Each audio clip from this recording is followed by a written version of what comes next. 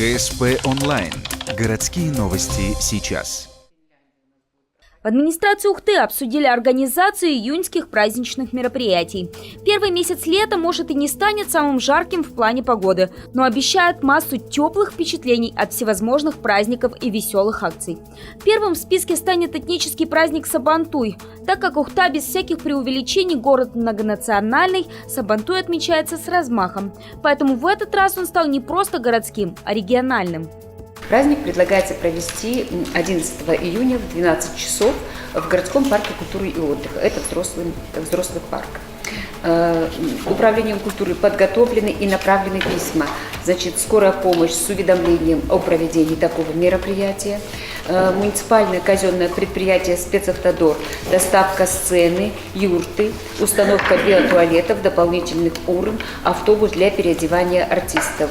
Аккурат после Сабантуя 12 июня ухтинцев ждет День России, который начнется, как обычно, концертными программами. Если вы не любитель быть зрителем и вам хочется активности, пожалуй, акция «Велоночь», которой завершится праздник, как раз для вас. В 19 часов, как предварительно было оговорено, регистрация участников пробега на площади перед Дворцом культуры.